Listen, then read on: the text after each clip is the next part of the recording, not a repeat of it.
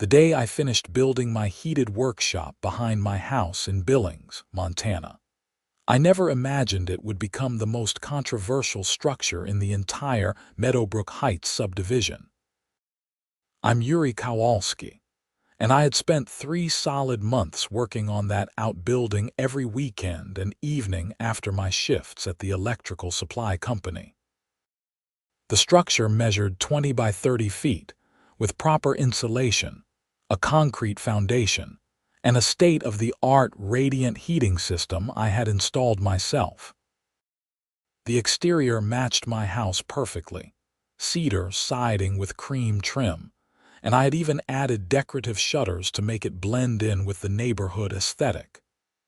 Inside, I had everything I needed for my woodworking hobby and a small office space where I could work remotely when needed. The heating system was my pride and joy, connected to its own propane tank with a backup generator that could power the entire building independently. I had checked the HOA guidelines before starting construction. The rules stated that outbuildings were permitted as long as they matched the home's exterior, did not exceed certain height restrictions, and were not used as primary residences. My workshop checked every single box. I had even submitted my plans to the Architectural Review Committee and received written approval before breaking ground. Everything was perfect for exactly 2 weeks. Then Deborah Simmons knocked on my door on a frigid Tuesday evening in early December. She stood on my porch wearing a puffy white jacket and holding a clipboard like it was a weapon. Her blonde hair sprayed into submission despite the bitter wind. Deborah was the HOA president and had held that position for 6 years, according to my neighbors. She had a reputation for being thorough, which apparently meant she enjoyed finding violations where none existed. "Mr. Kowalski, we need to discuss your unauthorized structure," she said before I could even say hello. I leaned against the doorframe, letting the warmth from inside escape into the December air. "My workshop isn't unauthorized. I have the approval letter from the Architectural Committee in my files." Her lips pressed into a thin line. The approval was for a storage shed, not a heated workshop with electrical systems and plumbing. I never installed plumbing, and the approval letter specifically mentions the heating system. "Would you like me to get it?" "That won't be necessary right now. I'm here to inform you that the board has voted to revoke the approval. You have 30 days to remove the heating system and convert the structure to cold storage only, or face daily fines of $100. My jaw actually dropped. "You approved it." "I spent $12,000 on materials and 3 months of work based on your approval. The previous board member who approved your plans is no longer with us. Upon review, we determined the approval was given in error. The structure violates Section 12, subsection 4 of our covenants, which states that outbuildings cannot have independent heating systems that might be used for habitation." I grabbed my phone and pulled up the HOA documents I had downloaded months ago. That section says outbuildings cannot be used as dwellings. Mine is a workshop. I'm not living in it. Deborah's expression never changed. "The potential for misuse exists. The board has made its decision. You'll receive formal notice by certified mail tomorrow. Good evening, Mr. Kowalski." She turned and walked down my driveway to her black Lexus SUV, leaving me standing in the doorway trying to process what had just happened. The certified letter arrived exactly as promised. It included the same information Deborah had delivered, along with a copy of the minutes from the HOA board meeting where they had discussed my workshop. Reading through the minutes made my blood boil. The board consisted of 5 members, and only 4 had been present. Deborah had chaired the meeting, and the others were Patricia Henderson, Robert Chen, and Margaret Joyce. They had discussed my building for less than 10 minutes before voting unanimously to revoke the approval. The minutes included a complaint filed by Patricia Henderson, who lived 3 houses down from me. According to her written statement, my workshop created an eyesore and decreased property values, and set a dangerous precedent for other homeowners who might want to build similar structures. Never mind that you could barely see my workshop from the street, or that it matched my house perfectly, or that property values in our neighborhood had actually increased since I had moved in 2 years ago. I called the one lawyer I knew personally, my college roommate Derek, who practiced real estate law in Bozeman. After I explained the situation, he was quiet for a long moment. "They can't just revoke approval after you've already built the thing," Derek finally said. "That's textbook estoppel. You relied on their approval to your detriment, but fighting this could cost you more than the building is worth. So what are my options? Pay a lawyer like me to send them a strongly worded letter pointing out they're opening themselves up to a lawsuit. Most HOA boards back down when they realize they've screwed up, or you could just remove the heating system and cut your losses. I'm not removing anything. I did everything right," Derek sighed. "Then let me draft something. I'll keep it under $500. But Yuri, be prepared for this to get ugly. HOA presidents like this one don't back down easily. They see it as losing face." The strongly worded letter went out 3 days later via certified mail and email. Derek had done a beautiful job outlining exactly how the board had violated their own procedures and how revoking approval after construction constituted bad faith. He cited several Montana cases where homeowners had successfully sued HOAs for similar overreach. Deborah's response came within 24 hours. She called me directly, which surprised me. "Mr. Kowalski, threatening legal action against the HOA is not the way to build community relationships. I'm not threatening anything. I'm defending my property rights. You approved the workshop. I built it according to those approved plans, and now you want to retroactively change the rules. The board has a responsibility to all homeowners, not just you. We've received multiple complaints about your structure." "Multiple complaints? From who?" "I'm not at liberty to share that information, but I can tell you that several homeowners are concerned about the precedent this sets. The precedent that people should follow the rules and get proper approval before building, because that's exactly what I did." Her tone turned icy. "The 30-day deadline stands. Remove the heating system or face fines.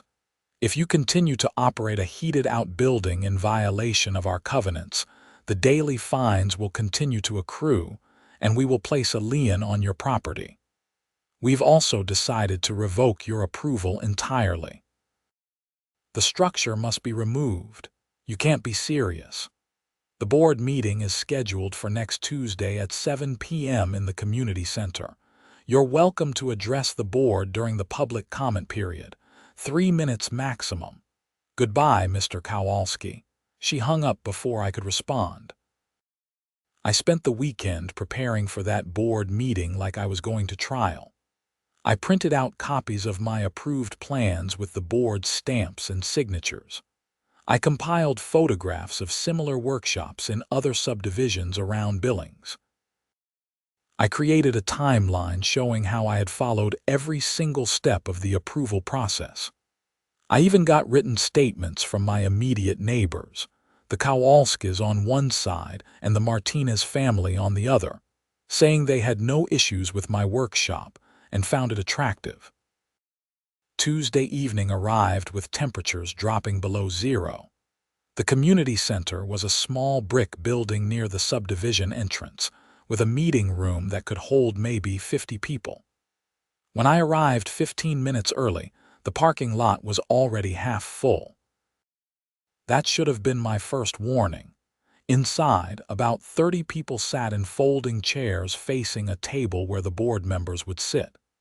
I recognized maybe 10 faces from various neighborhood events. The rest were strangers to me. Patricia Henderson sat in the front row, looking pleased with herself. Deborah called the meeting to order at exactly 7 p.m. She sat in the center position, with the other board members flanking her. After some preliminary business about landscaping contracts and pool maintenance, she reached the main event. Item 7 on tonight's agenda concerns the unauthorized heated outbuilding at 847 Clearwater Drive, owned by Yuri Kowalski. Mr. Kowalski, you have 3 minutes to address the board. I stood and walked to the front, carrying my folder of documentation. Thank you for the opportunity to speak. As you all know, I built a workshop behind my house this fall.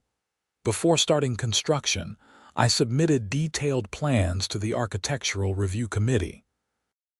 Those plans clearly showed a heated structure with independent power systems.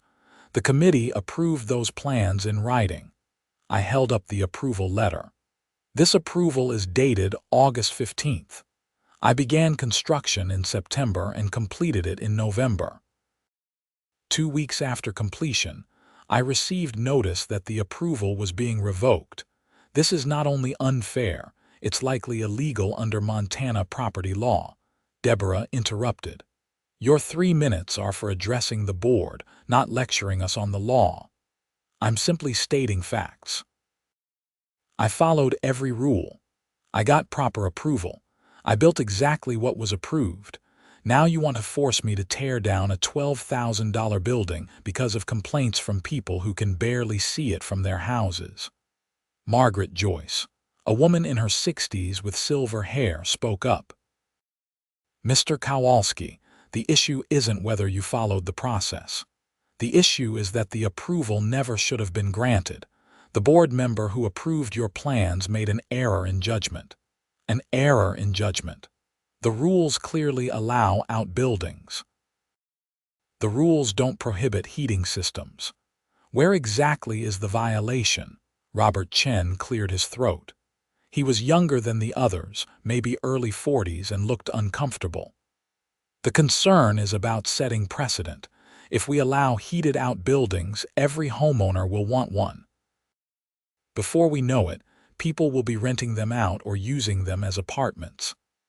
That's a slippery slope argument, not a valid reason to revoke approval I already received and relied upon. My workshop is for personal use. I have a job. I'm not renting it to anyone.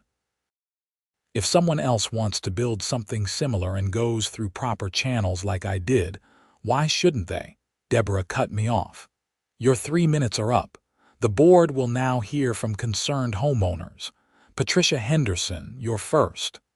Patricia stood and smoothed her skirt. Thank you, Madam President. I want to start by saying I have nothing personal against Mr. Kowalski. However, his building has significantly impacted my property value.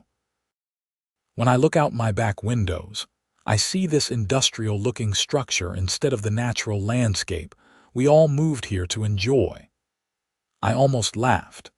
Patricia's house was 3 lots away and separated from mine by 2 other properties and a line of evergreen trees. There was no way she could see my workshop from her windows without binoculars and considerable effort. She continued, beyond the aesthetic concerns, there's the issue of safety. A heated outbuilding with its own power supply is a fire hazard. What happens if his propane tank leaks? What if the wiring is faulty? Our homes are very close together. His negligence could endanger all of us. The building is up to code, I interjected. I had it inspected by the county. Deborah glared at me. You've had your time to speak. Interrupt again and you'll be asked to leave. 5 more homeowners spoke, each echoing similar concerns about property values, precedent, and safety. Most of them didn't live anywhere near me. I started to realize this wasn't really about my workshop at all. This was about Deborah and the board asserting control, showing everyone who was in charge. After the last speaker finished, Deborah called for a vote. All those in favor of requiring Mr. Kowalski to remove the outbuilding within 30 days or face daily fines of $200. All 4 board members raised their hands. The motion passes unanimously. Mr. Kowalski, you'll receive written notice tomorrow. This meeting is adjourned. I stood there for a moment, processing what had just happened. They had doubled the fines.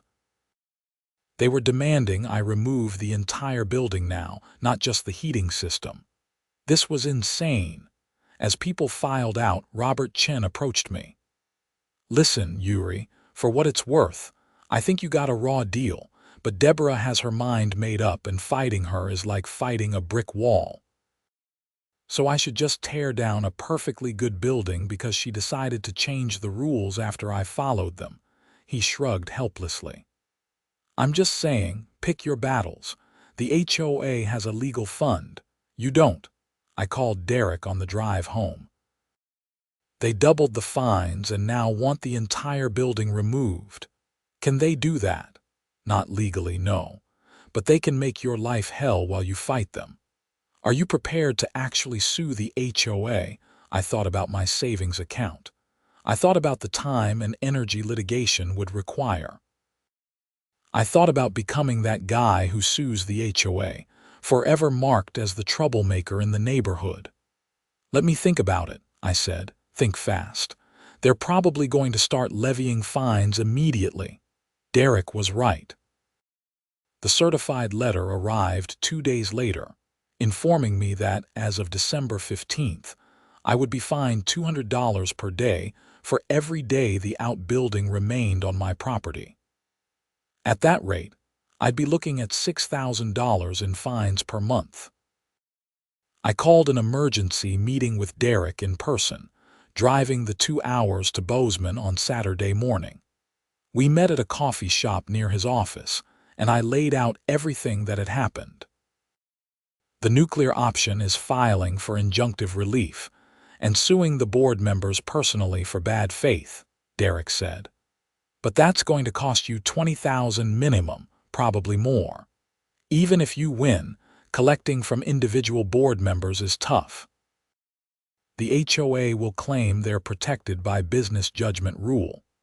What if I just refuse to pay the fines? They'll put a lien on your house. Eventually, they can force a sale to satisfy the debt. I've seen HOAs foreclose over less." I stirred my coffee, watching the steam rise. "There has to be another way." "There is. Remove the building and sue them for your costs plus damages. You'll probably win, but it'll take a year or two and you still lose the workshop in the meantime." Neither option was acceptable. I drove back to Billings that afternoon trying to figure out a third path forward. The answer came from an unexpected source. My neighbor to the east, Ed Martinez, caught me in my driveway the next morning. Ed was in his 70s, retired from teaching high school history, and had lived in Meadowbrook Heights since the subdivision was first built 20 years ago. "Yuri, you got a minute?" he called from his yard. I walked over to his property line. "Sure, what's up?" "I heard about the board meeting. Deborah's on another power trip." "You know her," Ed laughed bitterly. "Know her? I've been dealing with her nonsense for 6 years. She became HOA president after she forced out the previous president on trumped-up charges. Before that, she was the treasurer and got caught misappropriating funds for personal expenses. That got my attention." "What kind of misappropriation?" "Nothing huge, but she used the HOA credit card for personal purchases and then claimed they were board expenses. The previous president called her on it, and she launched a campaign to have him removed. Got enough board members on her side and pushed him out. Then she conveniently became president and the whole investigation disappeared." "Why didn't anyone report her?" "To who?" "The board investigates itself. And most homeowners don't pay attention to HOA politics until it affects them personally." Ed gestured toward my backyard. Your workshop is nice work, by the way. I wish I had the skills to build something like that. An idea started forming in my mind. Ed, you said Deborah misused HOA funds. Is there any record of that? There should be. HOAs are required to keep financial records and make them available to homeowners, but good luck getting Deborah to hand them over. Montana law was clear on this point. I spent the next 3 hours researching. HOAs were required to maintain detailed financial records, and any homeowner had the right to inspect those records with reasonable notice. I drafted a formal request citing the specific Montana statute and emailed it to Deborah, with copies to the other board members. Her response came within an hour. Mr. Kowalski, your request is noted. Records will be available for inspection during normal business hours at the community center, Monday through Friday, 9 a.m. to noon. You must schedule an appointment at least 1 week in advance. I scheduled the appointment for the following Monday, December 20th. That gave me just enough time before the fines were set to start. The weekend brought the first major snowstorm of the season. 16 inches fell between Friday night and Sunday morning, and temperatures plummeted to 10 below zero. I spent Saturday afternoon in my workshop, running the heating system and enjoying the comfort while I did some light woodworking. The workshop maintained a steady 68 degrees while the wind howled outside. The radiant floor heating was efficient and cost-effective, exactly as I had designed it. Sunday afternoon, my phone rang. It was Patricia Henderson, the same woman who had complained about my workshop at the board meeting. Mr. Kowalski, this is Patricia Henderson. I live at 823 Clearwater Drive. I know who you are, Mrs. Henderson. Yes, well, I'm calling because we've had a situation. Our furnace has gone out, and with the storm, we can't get a repair person until tomorrow at the earliest. The temperature in our house is dropping rapidly. I was wondering if you might know someone who could help. I almost laughed at the irony. I'm sorry, but I'm not a furnace repair person. I work at an electrical supply company. Have you tried calling the emergency HVAC services? They're all backed up because of the cold snap. Everyone's furnaces are having problems. She hesitated. My husband has a heart condition. We can't stay in a cold house overnight. We've called every hotel in Billings, but they're all booked because of the holiday travelers and the storm. Despite everything, I felt bad for her. Look, I'm not sure what I can do to help. If you need space heaters, I might be able to lend you a couple, but those aren't great for overnight in a large house. Actually, I was wondering if we could possibly stay in your workshop tonight, just until we can get a hotel tomorrow or get our heat fixed. I know we've had our differences, but we're desperate. Now I did laugh, though there was no humor in it. Mrs. Henderson, you stood in front of the HOA board and called my workshop a fire hazard and an eyesore. You're part of the reason they're trying to force me to tear it down. And now you want to stay in it. I understand this is awkward, but my husband's health is at stake. Please, we'll pay you whatever you think is fair. I thought about it for maybe 10 seconds. No, you made your position on my workshop very clear. Figure something else out. I hung up before she could respond. Maybe that made me a jerk, but I wasn't about to help someone who had actively tried to destroy something I had worked so hard to build. Monday morning arrived brutally cold. The news reported it was the coldest December day in Billings in over 30 years, with temperatures hitting 20 below zero and wind chills making it feel like 40 below. My workshop maintained its comfortable temperature without any issues. I arrived at the community center at 9 a.m. for my appointment to review the HOA financial records. Deborah was waiting with 3 bankers' boxes full of papers and a laptop. Everything is here, she said coldly. You have 3 hours. No photographs, but you can take notes. I had prepared for this, bringing a legal pad and several pens. I started with the most recent records and worked backward. The HOA collected dues of $300 per quarter from each of the 78 homes in the subdivision, generating over $90,000 per year. Expenses included landscaping for common areas, pool maintenance, legal fees, and administrative costs. What caught my eye were the credit card statements. Starting about 18 months ago, there were regular charges to high-end restaurants, a day spa, and several clothing boutiques. Each charge was coded as board expenses or administrative costs, but the amount seemed excessive. A $700 dinner coded as a board meeting, a $300 spa day coded as administrative duties. I made careful notes of every suspicious transaction. There were dozens of them, totaling over $15,000.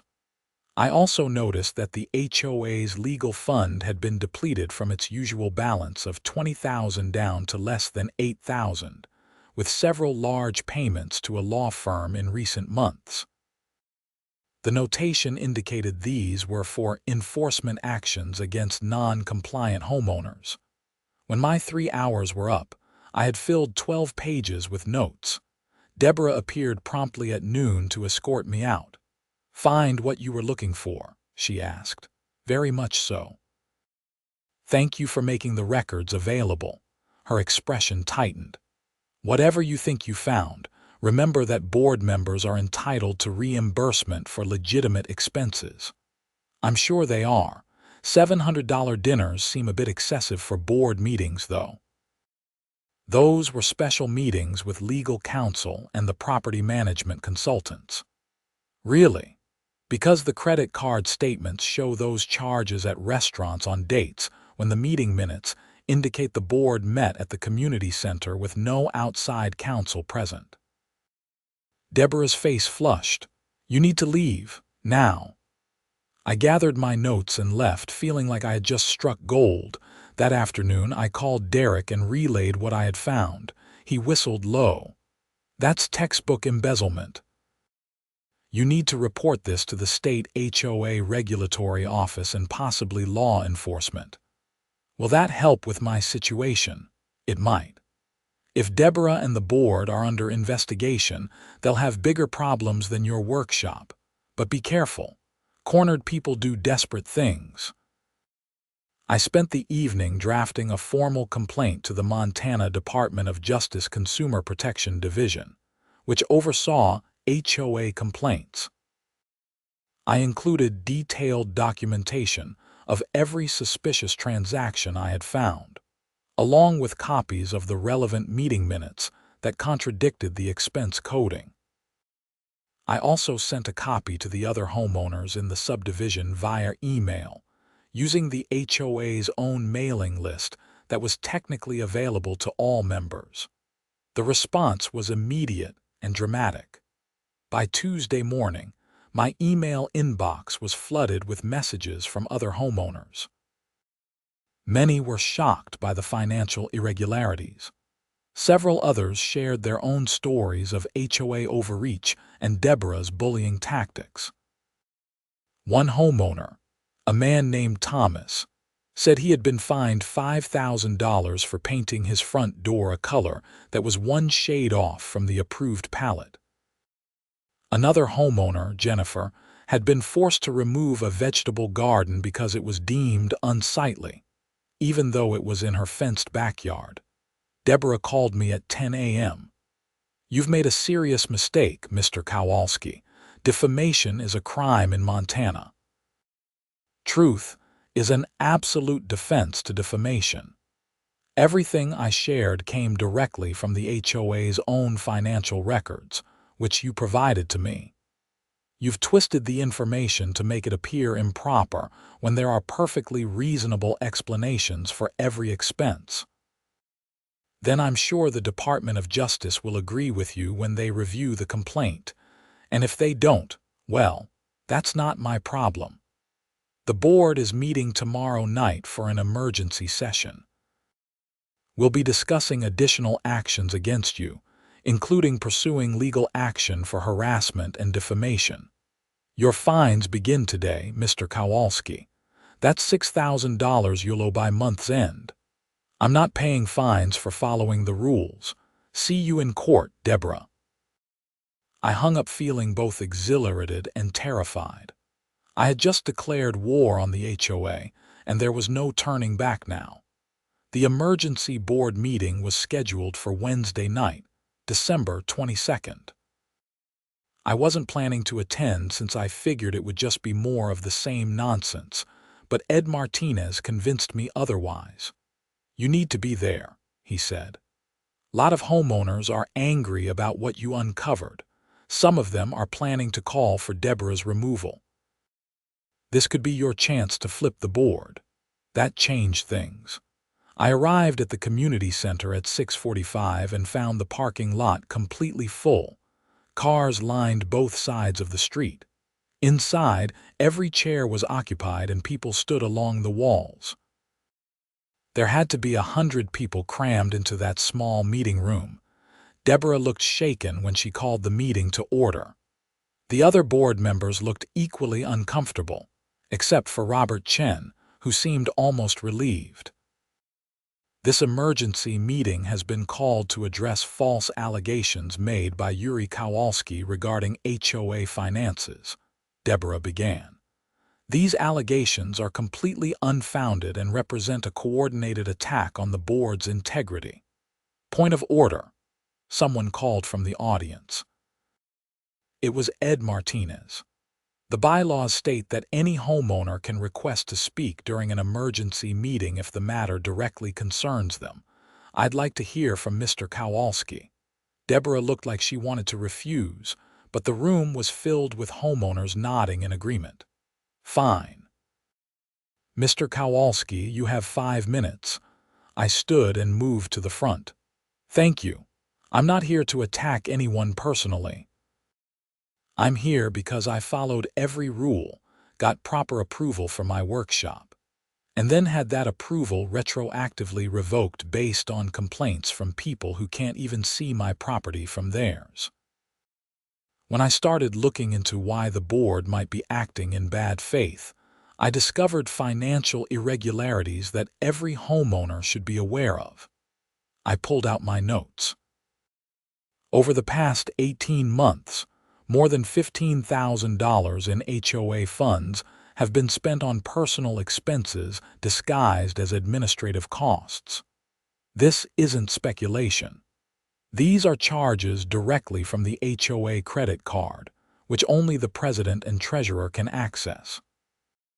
Since Deborah Simmons is both president and treasurer, she had sole control over these expenses.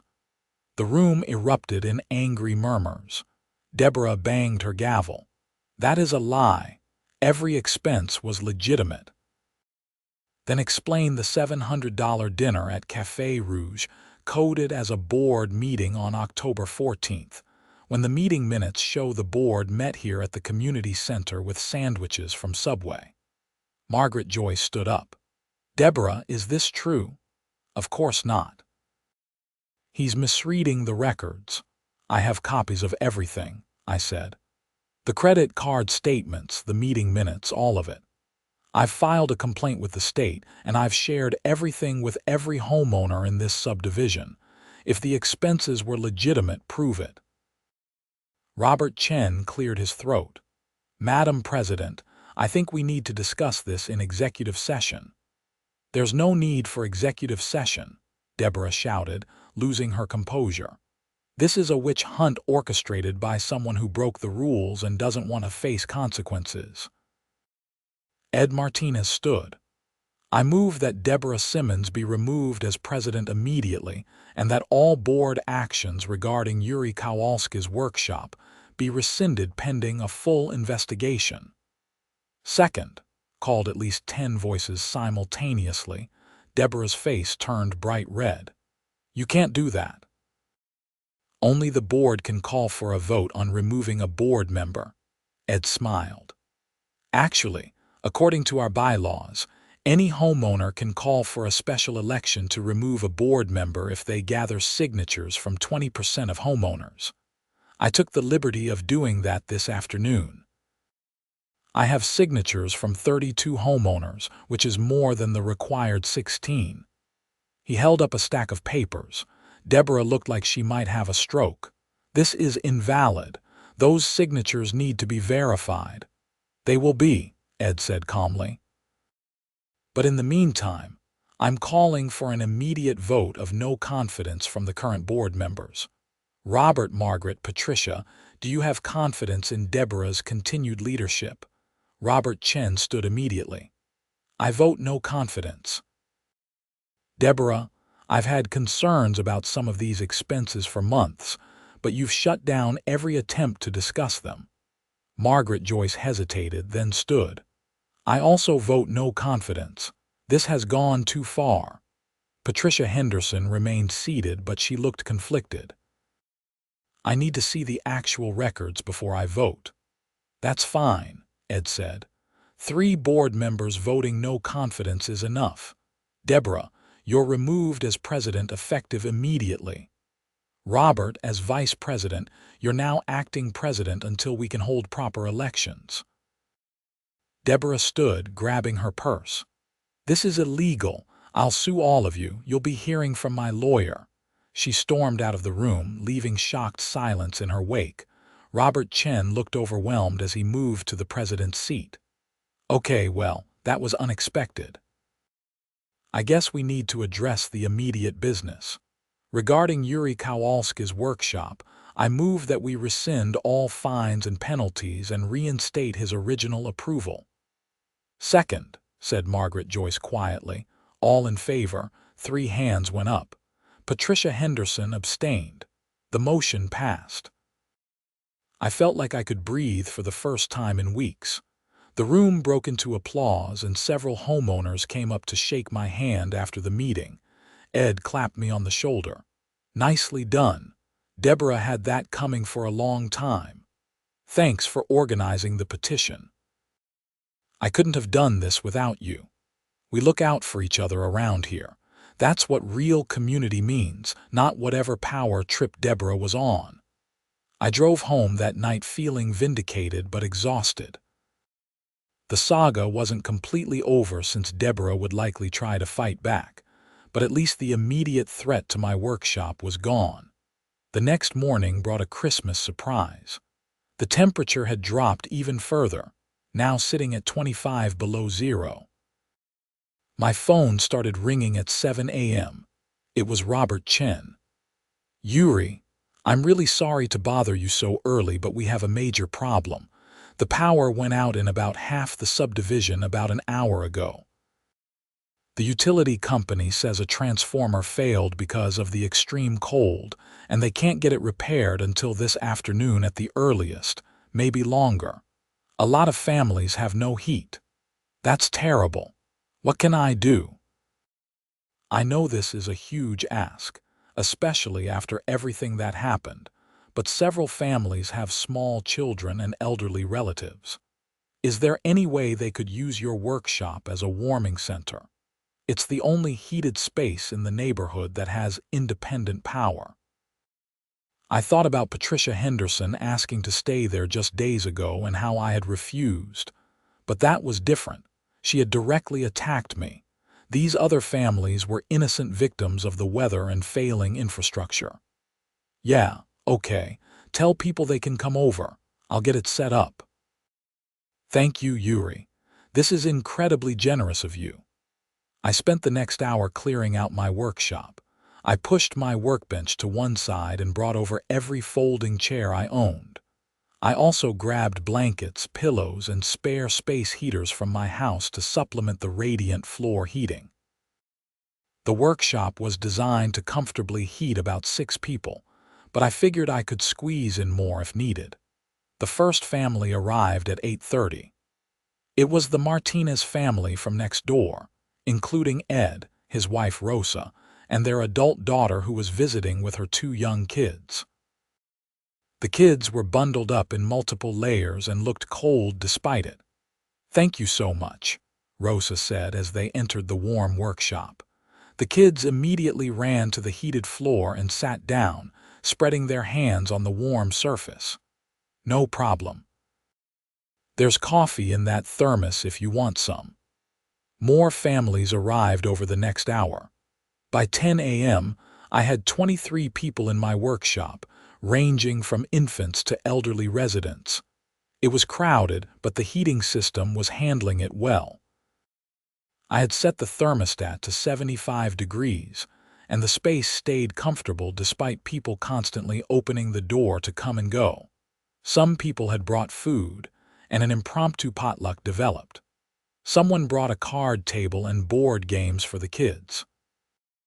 What had started as an emergency warming center turned into an unexpected community gathering. Around 11, there was a knock at the workshop door. I opened it to find Patricia Henderson standing there with her husband, an elderly man wearing an oxygen cannula connected to a portable tank. "Mr. Kowalski," she said quietly, "may we please come in? Our power is out and Donald's oxygen concentrator doesn't work without electricity. He's on his backup tank, but it only lasts a few hours." I stepped aside. "Of course, come in." They entered, and I helped Donald to one of the more comfortable chairs near the heater. Patricia stood awkwardly, not quite meeting my eyes. "I owe you an apology," she finally said. "Everything I said at that board meeting was wrong. I wasn't really concerned about your workshop." Deborah asked me to complain because she wanted to assert control over the neighborhood. She said if we didn't stop you, other people would start building things without permission. I should have thought for myself instead of going along with her. "Why did you go along with it?" Patricia sighed. Deborah had been helping me with some personal issues. My son got into some legal trouble last year, and she helped me find a good lawyer. I felt like I owed her. That doesn't excuse what I did to you, but that's the explanation. I appreciate the apology. It takes courage to admit when you're wrong. Your workshop is beautiful and clearly very functional. Thank you for opening it to all of us. By noon, word had spread and more people arrived. I now had close to 40 people cycling through the workshop. Some stayed for an hour or two to warm up, then went back to their houses to check on things before returning. I ran back to my house and brought over everything in my fridge, which was getting warm anyway without heat. The power company called around 2 p.m. with bad news. The transformer failure was worse than they thought, and with the extreme cold, repairs were taking longer. Power wouldn't be restored until sometime tomorrow. Robert Chen showed up at 3. "Yuri, the Red Cross is setting up an emergency shelter at the high school for anyone who needs it. But several families have asked if they could possibly stay here overnight instead. This is closer to home, and parents are worried about leaving their houses unattended. Would you be willing to keep the workshop open?" I looked around at the families gathered in the space I had built. The same space the HOA had tried to force me to tear down. The irony wasn't lost on me. "Yeah, we can make it work, but I'm going to need supplies. Sleeping bags, more food, stuff like that. I'll coordinate with everyone. We'll make sure you have what you need." The afternoon turned into an impromptu camping trip. People brought sleeping bags, air mattresses, more food, and entertainment. The kids thought it was a great adventure. The adults were just grateful to be warm and safe. Around 5 p.m., there was another knock. I opened the door to find Deborah Simmons standing there, looking defeated. No clipboard this time, just a tired, middle-aged woman who looked like she had been crying. "I know I have no right to ask, but may I please come in? My house is freezing." Part of me wanted to slam the door in her face. This woman had tried to destroy something I had worked so hard to build. She had abused her position, misused HOA funds, and made my life miserable for weeks. But it was 25 below zero outside, and she was a human being. "Come in," I said. She entered and stood near the door, not moving further into the space. I know you all hate me. Ed Martinez spoke up from across the room. Hate is a strong word, Deborah, but you did abuse your power a lot. I know, I've been thinking about it all night. When I became HOA president, I thought I was doing the right thing. Keeping the neighborhood nice, maintaining property values. But somewhere along the way it became about control, about being important. I lost sight of what actually matters. She looked directly at me. Your workshop is wonderful, Yuri. You did everything right and I tried to tear it down because I felt threatened. You had asked for permission and received it, but I wanted to show everyone that I was in charge, that the rules only meant what I said they meant. That was wrong. What about the $15,000 in misused funds? Someone called out. Deborah's shoulders slumped. Most of those weren't technically misused. The board dinners and the spa days and the shopping trips were real expenses, just not for what I coded them as. I was using HOA funds to wine and dine board members so they'd vote my way. And the spa days were administrative in the sense that I was networking with HOA presidents from other subdivisions. But yeah, a lot of it crossed the line. I was treating the HOA like my personal kingdom. Are you going to pay it back? Margaret Joyce asked. I've already contacted the Department of Justice investigator. I'm cooperating fully. Whatever they determine I owe, I'll pay back. I'm also resigning from the board completely. The room was quiet for a moment. Then Rosa Martinez spoke. What's done is done. Right now, we're all cold and need to work together. Deborah, there's coffee over there and some food. Help yourself. The tension broke and people went back to their conversations. Deborah got coffee and sat quietly in a corner, not bothering anyone. That night, 47 people slept in my 600-square-foot workshop. It was cramped and chaotic, with kids running around and adults trying to manage sleeping arrangements. But the heating system never faltered, keeping everyone comfortable through a night where the outside temperature dropped to 30 below zero. I barely slept, too worried about whether the propane would last and whether the generator would keep running. But everything held. The backup systems I had designed worked exactly as intended. Power was restored the next morning at 9 a.m., Christmas Eve day. People started heading back to their houses to assess damage and get their own heating systems running again. Everyone thanked me profusely as they left. Robert Chen was one of the last to leave. Yuri, the board wants to do something to thank you properly. You basically saved half the neighborhood last night. We were thinking we could reimburse you for the propane and electricity costs at least. That's not necessary. I'm just glad everyone was safe. Still, you provided a service that you had no obligation to provide, especially after how you were treated. Let us do something. I thought about it. Actually, there is something you could do. Put it in writing that heated outbuildings are explicitly permitted under HOA rules, as long as they are properly approved. That way no future board can try to pull what Deborah did. Done.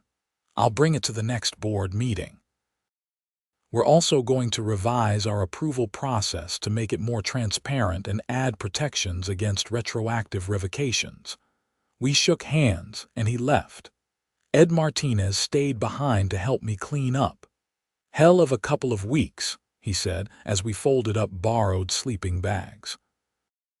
That's one way to put it. You handled it well. A lot of people would have told everyone to freeze after how you were treated.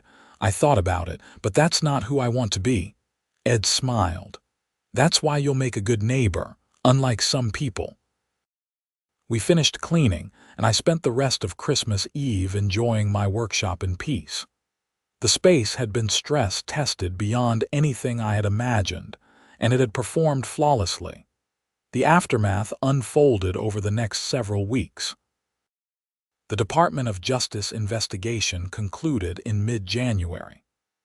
Deborah had indeed misappropriated approximately $12,000 in HOA funds for expenses that weren't legitimately board-related. She was required to pay it all back plus penalties. She was also barred from serving on any HOA board in Montana for 5 years. No criminal charges were filed since she had cooperated fully and made restitution. The HOA held special elections in February. Robert Chen was elected president, with Margaret Joyce as vice president. Ed Martinez ran for treasurer and won. The new board's first action was to pass the revised bylaws protecting homeowners from retroactive approval revocations and explicitly allowing heated outbuildings. I received a check in March from the HOA for $800, covering my propane and electricity costs during the blizzard. The check came with a letter signed by all 5 board members, thanking me for providing emergency shelter and apologizing for the previous board's actions. But the real surprise came in April. Robert Chen called me on a Saturday morning. "Yuri, I hope I'm not bothering you, but I wanted to run something by you. A few board members and I have been talking and we'd like to propose something. What would you think about the HOA officially renting your workshop as a community space for emergencies? We'd pay you a monthly retainer, and in exchange, you'd agree to make it available as a warming center if we ever have another power crisis, or as a cooling center in summer if we have extreme heat."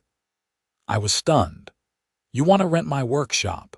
Only if you're interested. We draw up a proper contract, pay you fair market rate, and cover all utilities when it's being used for community purposes. We'd also upgrade the HOA's Emergency Preparedness Fund to ensure we can support community shelters like yours." What happened in December showed us we're not prepared for extreme weather events. Let me think about it. I called Derek to discuss the legal implications. He thought it was a great idea as long as the contract was clear about my rights and responsibilities. We negotiated for 2 weeks and finally settled on terms. The HOA would pay me $400 per month for the option to use my workshop as an emergency community center up to 10 days per year. If they exceeded 10 days, they'd pay me an additional $100 per day. I would maintain full use and ownership of the space, and the HOA would carry liability insurance covering any injuries during official community use. The contract was signed in early May. I received my first check at the end of the month. June brought another surprise. Patricia Henderson knocked on my door on a sunny Saturday afternoon.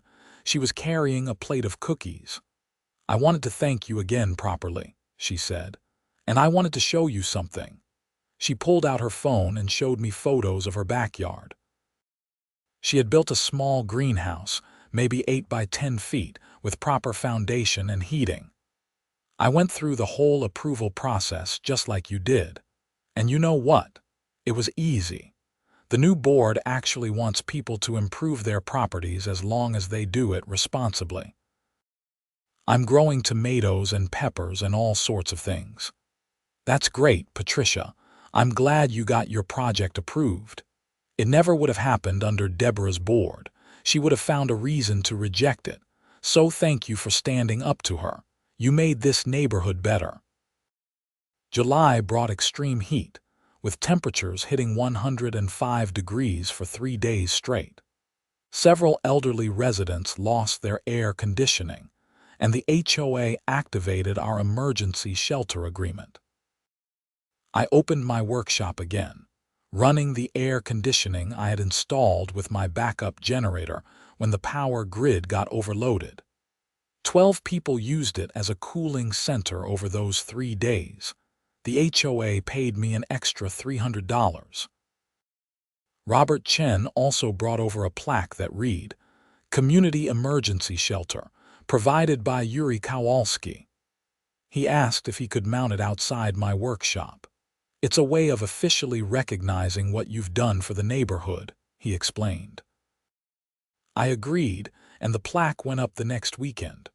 August marked 1 year since I had first submitted my plans for the workshop. I was in there on a Saturday evening, working on a bookshelf for my living room when Ed Martinez stopped by. "Got a minute?" he asked. "Sure, come in."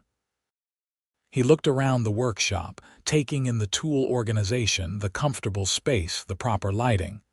"You did good work here. This is a real craftsman's space."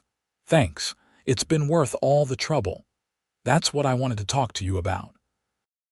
Rosa and I are thinking about building a pottery studio in our backyard. She's always wanted to do ceramics, and I figure if you could build this, maybe I could build something similar. Would you be willing to look at some plans and give me advice? Of course. I'd be happy to help. Over the next few months, 3 other neighbors started building their own outbuildings. Ed's pottery studio went up in September. The Johnson family 2 streets over built a home gym. The Patels built an art studio for their teenage daughter. Each project went through proper approval, and each was built to complement the existing home. The neighborhood started to change in subtle ways. People talked to each other more. The community center hosted more events. The new board was transparent about finances and decisions, publishing monthly reports and holding open forums where anyone could voice concerns. In October, the local newspaper ran a story about our subdivision's transformation. The headline read, "Meadowbrook Heights HOA shows how community governance should work." The article detailed how the neighborhood had gone from toxic power struggles to collaborative community building in less than a year. I was interviewed, though I tried to deflect most of the credit to Robert Chen and the new board. The article mentioned Deborah Simmons only briefly, noting she had resigned after financial irregularities came to light. I actually felt a little bad for her. She had made mistakes, serious ones, but she had also faced consequences and made amends. That's more than a lot of people do. November brought the first snow of the new season. Nothing like the blizzard from the previous year, but enough to remind everyone of that crazy few days when half the neighborhood had camped out in my workshop. I was having coffee in my kitchen one morning when there was a knock at the door. It was Deborah Simmons. I hadn't seen her since that night in the workshop during the blizzard. "Yuri, I'm sorry to bother you. I wanted to let you know I'm moving. I've accepted a job in Seattle and I'll be leaving next month. That's a big change. It's time. I can't undo what I did here, and staying just reminds everyone of my mistakes. But before I left, I wanted to give you this." She handed me an envelope. Inside was a check for $5,000. "Deborah, I can't accept this. Please. It's not about the money. It's about acknowledging what I did to you. You built something beautiful and useful, and I tried to destroy it because of my own ego. Then when everyone needed help, you opened your doors without hesitation, even to me. That check represents the personal fines and stress I caused you. I know it doesn't make everything right, but I need to do this." I looked at the check, then at her. She looked lighter somehow, like a burden had been lifted. "Okay," I said. "Thank you. No, thank you, for showing me what real community leadership looks like. Good luck, Yuri." She walked back to her car and drove away. I never saw her again. I donated the $5,000 to the HOA's Emergency Preparedness Fund. Robert Chen tried to refuse it, but I insisted. The money went toward purchasing portable generators and emergency supplies that could be distributed during future crises. December arrived, bringing with it memories of the previous year's chaos. But this December was peaceful. The weather stayed moderate, everyone's heating systems worked fine, and the HOA's holiday party was actually fun instead of being a political battleground. I spent Christmas Eve in my workshop, building a rocking horse for Ed and Rosa's newest grandchild. The heating system hummed quietly, keeping the space warm and comfortable. I thought about everything that had happened over the past year and a half. I had built a workshop following all the rules, only to have those rules weaponized against me by someone on a power trip. I had fought back, not just for myself, but by exposing corruption that had affected the entire neighborhood. I had opened my doors when people needed help, even people who had tried to hurt me. And in the end, something good had come from all of it. The workshop that was almost destroyed had become a symbol of what our community could be when people worked together instead of tearing each other down. The HOA that had tried to fine me into submission now paid me to maintain an emergency resource for everyone. Neighbors who had barely known each other were now friends who looked out for one another. My phone buzzed with a text from Robert Chen. Board meeting next week. We're discussing adding 2 more emergency shelter locations. Can you consult on the requirements? I smiled and texted back. Happy to help. That spring, when the weather finally warmed up enough to work outside comfortably again, I started building a raised bed garden in my backyard. Proper approval from the HOA, of course. Patricia Henderson came over to offer advice on soil composition and plant selection. Ed helped me build the frames. The Johnson family donated some extra lumber they had from their gym project. The garden wasn't just about growing vegetables, though I did end up with excellent tomatoes that summer. It was about continuing to build something positive, something that contributed to the community rather than dividing it. In June, Robert Chen called with another proposal. The HOA wants to create a Community Beautification Award, recognizing homeowners who go above and beyond in improving their properties and helping the neighborhood. The board voted unanimously. You're the first recipient. The award ceremony was at the annual summer barbecue. It was a small plaque and a handshake, nothing fancy. But standing there with my neighbors applauding, I felt something I hadn't felt in a long time. I felt at home. That night, sitting in my workshop with a cup of coffee and a woodworking project in front of me, I reflected on the whole saga. It had started with me just wanting a space to pursue my hobby. It had turned into a battle over property rights and HOA overreach. It had revealed corruption and abuse of power. And ultimately, it had transformed an entire neighborhood's approach to community governance. The workshop still stood behind my house, exactly as I had built it. The heating system still worked perfectly.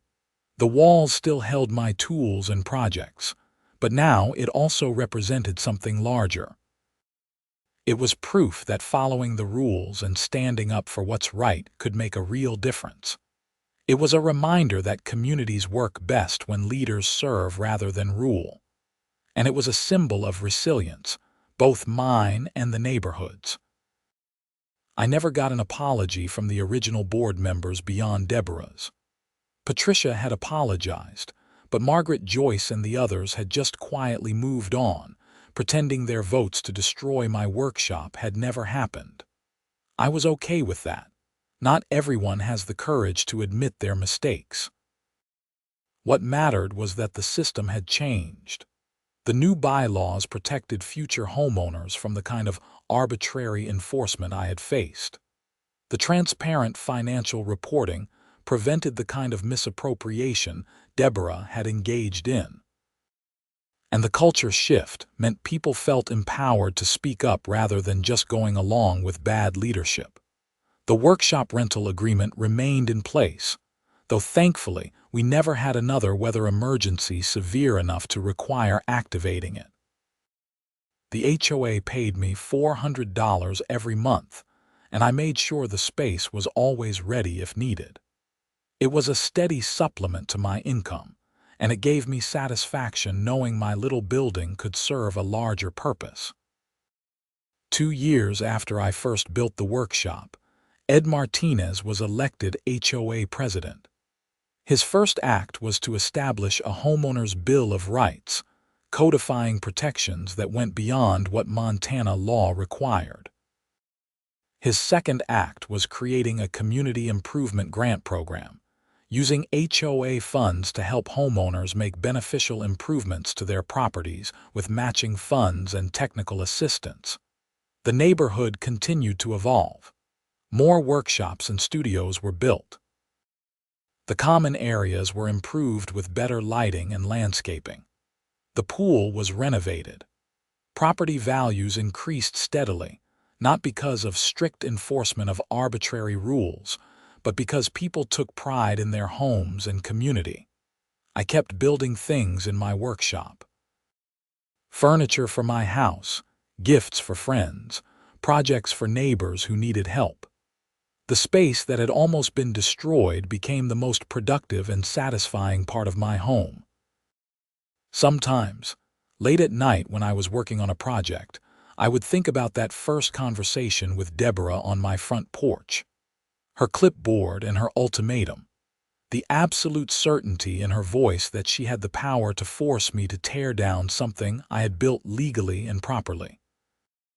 The casual way she wielded that power, never considering that there might be consequences for abusing it. Power like that corrupts quietly. It starts with small things, enforcing rules inconsistently, using authority to settle personal grudges, treating homeowners as subjects rather than neighbors. Left unchecked, it grows until someone like Deborah can misappropriate thousands of dollars and try to destroy someone's property on a whim, all while believing they're acting in the community's best interest. The only check on that power is people willing to stand up and say no. To document the abuses, to share information with other homeowners, to work within the system to change it from inside. That's what I had done, though I hadn't planned any of it. I had just wanted to keep my workshop, but wanting that one thing had been enough. It had given me the motivation to dig deeper, to find the financial irregularities, to expose the corruption. And that exposure had given others the courage to speak up about their own grievances. Ed organizing the petition, Robert voting no confidence, Margaret finally standing up to Deborah, Patricia admitting she had been wrong. Change doesn't happen all at once. It happens through small acts of courage that build on each other until the whole structure shifts. My workshop stood as a reminder of that. Every time I walked past it, every time I fired up the heating system, every time I built something new, I was reminded that standing up for what's right matters. That communities need people willing to push back against abuse of power. That rules mean nothing if they can be changed on a whim by whoever happens to be in charge. 3 years after the original conflict, I ran into Deborah at a coffee shop in downtown Billings. She was back visiting family. We had an awkward conversation where she told me about her new life in Seattle. She seemed happier, more at peace with herself. "I think about that whole situation sometimes," she said. "I wish I had handled it differently, but I'm glad it worked out the way it did." "You made Meadowbrook Heights better. I was just making it smaller." That might have been the most insightful thing she ever said. Fear-based leadership makes communities smaller. It stifles creativity and initiative. It punishes people for standing out or trying new things. It reduces everything to rules and compliance, forgetting that communities are made of people with dreams and plans and aspirations. Trust-based leadership makes communities larger. It encourages people to invest in their homes and neighborhoods. It creates space for innovation and improvement. It treats rules as guardrails, not prison bars. The workshop I built had become a test of which kind of community Meadowbrook Heights wanted to be. For a while, it looked like fear might win. But in the end, trust prevailed, and everyone benefited from that choice. I still live in that house on Clearwater Drive. The workshop still stands behind it, maintained and improved over the years. I added solar panels to supplement the generator. I upgraded the insulation. I expanded the workspace slightly, with proper approval of course. It remains one of my favorite places in the world, and every month, I cash that $400 check from the HOA, payment for keeping emergency shelter available for my neighbors. It's a reminder that fighting for what's right can pay dividends in unexpected ways. That standing up to bullies and corruption isn't just the right thing to do, it's the practical thing. That communities work better when people work together instead of letting petty tyrants divide them. The workshop that was almost destroyed became the symbol of a neighborhood transformed. And I got to keep building things in it, surrounded by neighbors who had become friends, in a community that had learned to value cooperation over control. That was worth fighting for.